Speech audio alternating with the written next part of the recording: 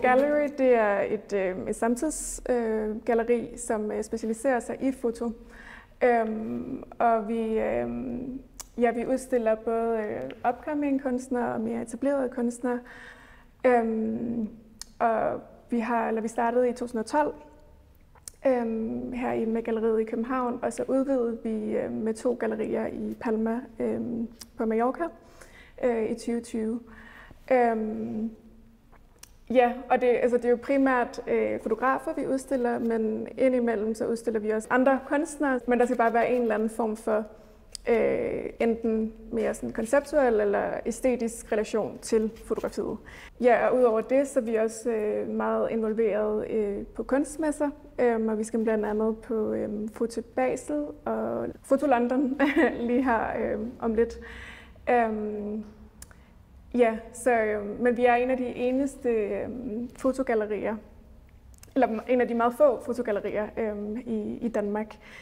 Så det er jo også noget, altså vi håber ligesom også at kan få udvidet fotografiet noget mere. Camila også udstillede os tilbage i november i en gruppeudstilling sammen med 2 andre kvindelige fotografer. Og der var en stor succes og stor efterspørgsel efter Camillas værker. Så vi tænkte, det kunne være spændende at tage ind til en soloudstilling.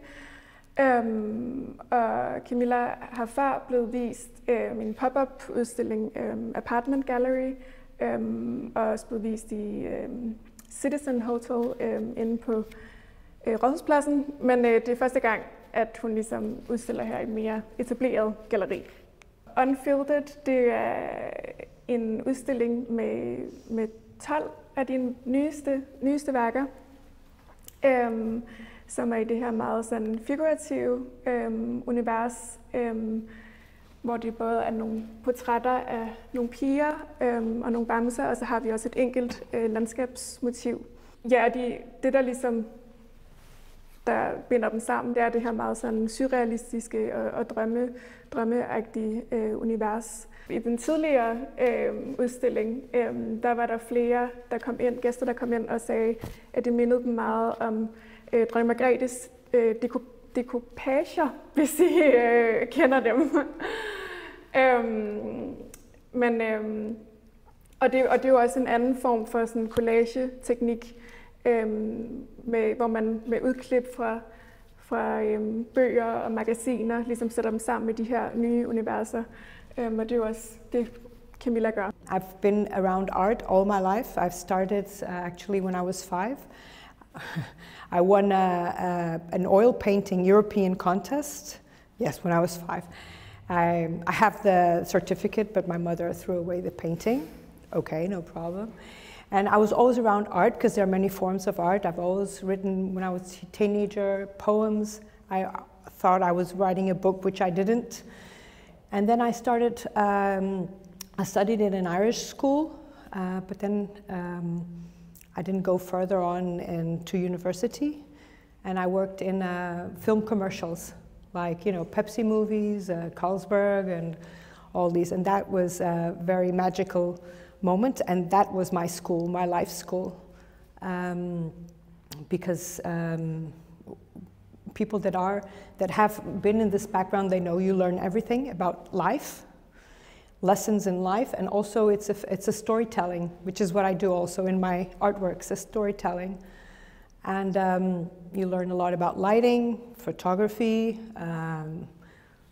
scenarios, everything. And I was 16 years working. I started as a production assistant to a producer, and always with many countries and in Portugal. With my first paycheck that I got from when I started working, 18 years old, I bought a camera. So I've always loved photography, but it was in film, it's different, right? Later on, much later on, I took a photography course in digital, which is completely different than film, right? It's a different world.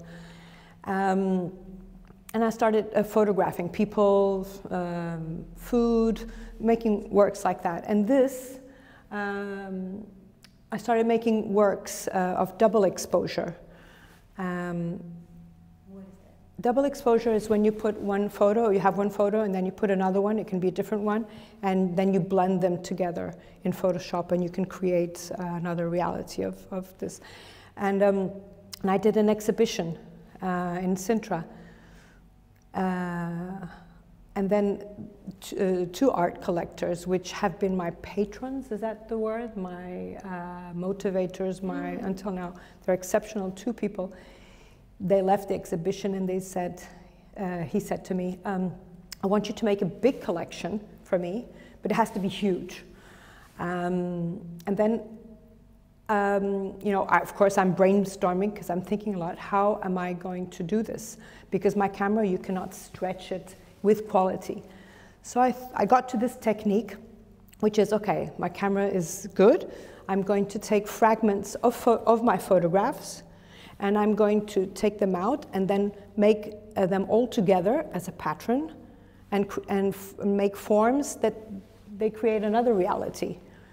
And that's how I got to my technique. And this I can make this really much bigger, and it will be the same quality. Det er jo sådan en fotomontageteknik, hun bruger, hvor Camilla tager billeder af forskellige steder, som bygninger og facader, som inspirerer dig på en eller anden måde. Og så dekonstruerer hun de her billeder og bruger dem som fragmenter i de her nye universer. Og meget sådan, ja, drømmeagtige og fantasifulde universer. Så det er jo en anderledes måde at bruge fotografiet på end den klassiske forståelse, hvor man ligesom fastfryser, eller hvor man ligesom så fotografiet som noget, der kan fastfryse et øjeblik. I think there's a lack of authenticity, and that's why I started creating these. I have the bear because the bear started because I link it to childhood as a protector of emotions. I had my first bear. And it was called Lille Bamse. It looked like a terror bear because eyes falling out because I was always with it everywhere, so that's why I have the bear. This one is, I called it Amore in Italy. It's one of my favorite countries, so I just gave them all. That one, happiness is Lucca, and so this is, for example, you look at this heart, right, and you think, oh, that looks like a digital thing or whatever. It's not. It's a huge heart that is standing in Grand Place in Belgium, the very big. It's a huge heart. And I took a photograph of it, and that's what I used here. And this is textures that I photographed. This is textures of that I photographed, and this too, which is wood like a bamboo. This I created all with textures that I have of gold, and I made like a key, you know, to a heart.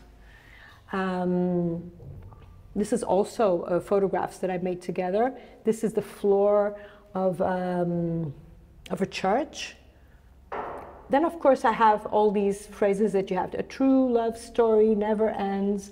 My favorite place in the world is next to you. And I am in love with life. There are many phrases about love here. This, for example, butterflies, when you feel butterflies when you are in love. And this was a brooch that I photographed. For example, I photograph just this piece of the wall in real. And then in Photoshop, I get that piece and I put it together many times to make it this big, you see? So here we can find maybe 250 or more photographs, only in this pattern. And to put them all together, that they look like a whole, is a lot of work, of course.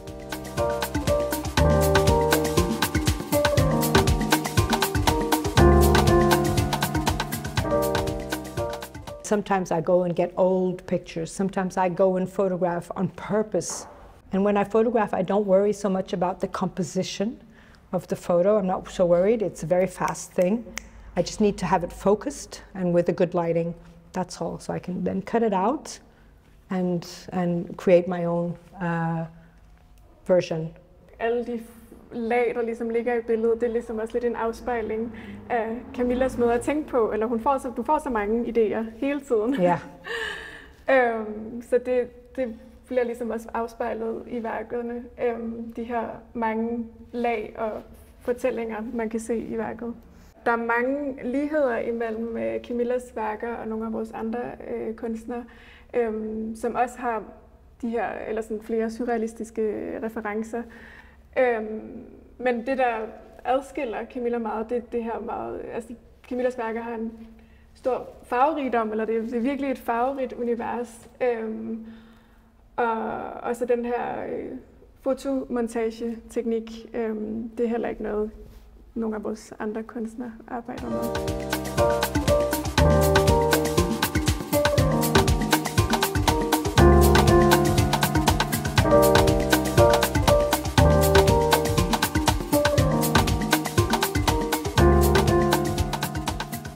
When you have collage, right, in photography, but you know it's a collage, you know it's a straightforward. You have an elephant with hanging on balloons. You know it's not. That's very. It's so surreal that you know it's a collage. Here I was trying to. Always trying to make my arts like a whole. Do you know what I mean? That it all blends together and it looks like a photograph. Nowadays, because of artificial intelligence, I came away from that. I think it's cool that they don't look so real. They look like more artistic for me now, because there's so much artificial intelligence in photos, and you know what I mean? So now I'm happy that it looks, it's more artistic for me. Do you know what I mean? Yeah.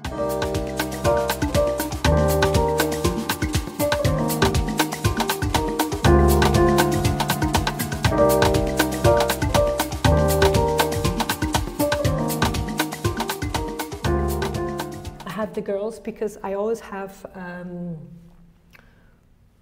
a big hope in that the young generation will actually change some things in the world for themselves more than for me, that they will have a better world. It's quite a complicated world we have now, right? With so much war and all that. And social media, I think it can create a lot of war, also in many people's minds. I think that because I have two girls at home, right? People look and they say, oh, you see, these guys are so happy and I'm so unhappy. Oh, these, you know, we're always expecting things, and we shouldn't. We should look at ourselves. We should live in our moment. And social media should be something, I think, that could be used usefully to learn, to grow, to evolve, and not so much to live inside that phone. Everybody's, you know, that's what I think. And we are losing communication with each other, I think. And that's what it's about. The young girls are, because I have a lot of hope, and it has nothing to do with race, country, religion, zero. It's just I photograph these girls and I use them. My artwork is always something positive. Do you know what I mean? And I think I play around with all these. All my characters until now, all the women I've done, they never have hair. I don't have hair in my work. I only have some kind of hat, or never hair.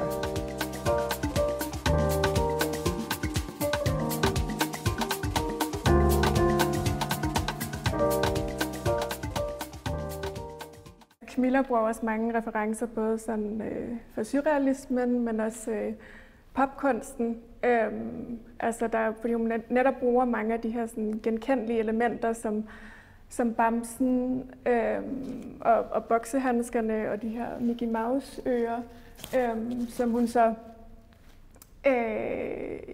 som er noget vi kender til, og så sætter hun sammen i de her nye universer. Det er også lidt sådan en humoristisk eller ironisk kommentar til vores brug af sociale medier, som netop altid i en eller anden forstand er kurateret eller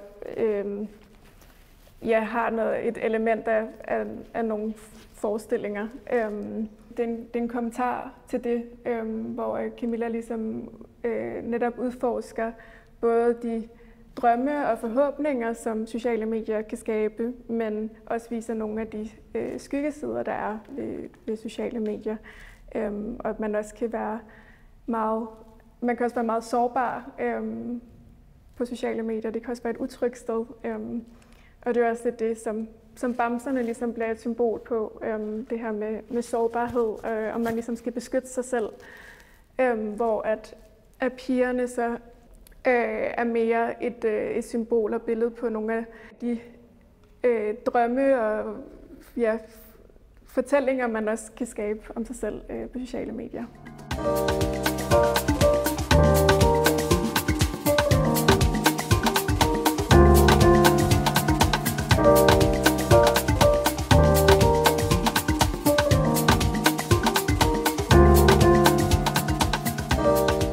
It doesn't start in the computer. I travel and then I take photographs of details that I find in the towns and cities, things that nobody looks at. I have many photographs of people. I've photographed a lot of people, and this was on purpose. I photographed these girls in Seoul, and so I started photographing details of small things, textures of wall, windows, something in the floor. I'm always in all the churches, all the mosques, all the museums, everywhere, just photographing small details of things that really nobody looks at. And then I take these details. This was in a church, for example, in Barcelona. These birds, they were in a window, and then I put them all together, you see, and I make a pattern. I'm always photographing, and the crown here, for example, it's a huge crown in a Valencia zoo, which I photographed. Then I cut it out, and so it's all details from everywhere. This is from a wall in Brussels. The glasses. This is doorbells. This is an earring. They all have a lot of details from many different places. I take of textures. Sometimes I have to photograph also on purpose. For example, I photographed my daughters in white clothes that have wrinkles, natural wrinkles. And then I photograph them, and then I just cut it out, and I use that shirt so that I have the volume, but I put whole textures on top and molding them, like merging them together. It's a very complex thing. I take many hours, like almost a month, or I did one big one, take 2 months to make. It's many hours sitting down at a computer making everything, because when I have to make it big, it has to be all as if it was one whole, which it's not. This background is, for example, a vase that I photographed in Gaudi's architect, the architect of God house in Barcelona. There was just this vase, really nice, and I was sitting on the floor and taking many, and I made this background with that vase. Then these are kitchen scrubs, you know, when you clean. Yeah. I didn't. This is from Bogota, when I was in the Gold Museum, and these little dolls. There are two. That is from also a detail from also Gaudi's house. This is Gaudi's doorbell from one of his houses when you wanted to go in the house. The bear is here, of course. These are stones. I have many stones. And these are textures. And this is also from a texture of a wall that I put together in my own way. And then I put it on pieces of clothes. All the girls have a name. We have Zira, Sachi, Sadika, and Eslanda. And they all mean truth in Indian or Arabic or Irish. Camila som person er også meget umiddelbar, og det synes jeg også, at værkerne, værkerne er meget sådan umiddelbare, og det er noget, som alle på en eller anden grad kan forstå, eller der er ikke noget, der er filtreret ind, eller sådan. Det skal ikke være sværere at forstå, end det man ser. Hvilket også er meget kendetegnet ved popkunsten, altså det her med, det er meget folkeligt og tilgængeligt at forstå. Så Camila, hun kommenterer ligesom med sådan humor og ironi på sociale medier, og både sådan de positive og negative sider, der er. Universet, det synes jeg nemlig sådan udstråler noget med nogle drømme og forhåbninger, som man ligesom også skaber sig, når man sidder og scroller igennem sociale medier.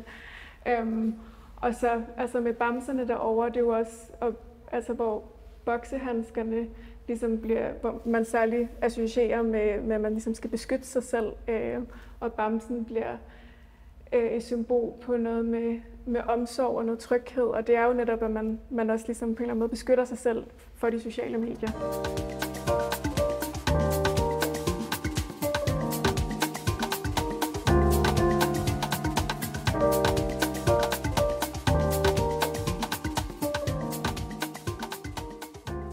So I came into this project in my comfort zone, which was the girls.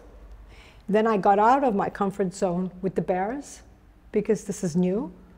And then I went back into my comfort zone with the women, because all my work before was women, women, women, women. You see? So it is a conclusion, it is a closure for me. And these, they are not digital, they look digital, but they're not. They are made from textures of walls. Even the artwork that is in the window is made from textures that I photograph of walls. And then I put them together the same way I do all my work. And then it comes out as one unique piece, you see? And then the windows are made of photographs of windows, wood, glass, tiles, everything. And the sky is also a photograph of a sky that I had with clouds. And that's why I put the houses here. I made all these houses. They're real doors, real the windows are the same. And the details, again, from many different this, for example, is a mirror, a very antique mirror, which I cut out. I put many together. Når I inviterer folk herinde for i begær, hvad er det for en oplevelse, I ønsker at skabe med den her udstilling? Skabe en dialog om, altså hvad vil det sige, Unfiltered, og skabe noget dialog omkring vores brug af sociale medier, og hvad der også er positive og negative ting ved det.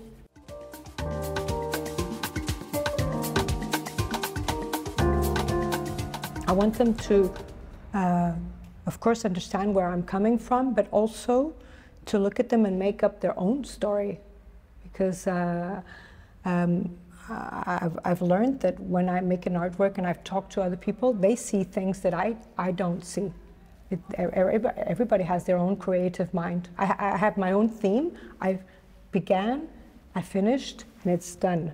You see, and everybody has their own creativity too. So they can make up their own story, as long as they feel comfortable. I like that they look at the artwork every day, which happens to people that have bought many, and they like it so much that they see different things every day. They feel different things every day. Every day is like a figure of speech, but they see different details, you see, and they feel comfortable with them, and it gives them joy, and because they're very alive, you know. I'm not a very colorful person. I'm like black, white, gray, but all my work, I've tried to bring them down in color, but then I'm manipulating my art because I'm working with photography, so I don't like to manipulate the real colors, you see. So, but I can't, they always come out like, boosh, you know. It's always so colorful, so I think even my mind is a bit chaotic. And when I'm working, I'm very messy. Everything is a big mess. But when it comes out for me as a positive message, as a positive thing, always. Because that's the only way for me to keep on going, right?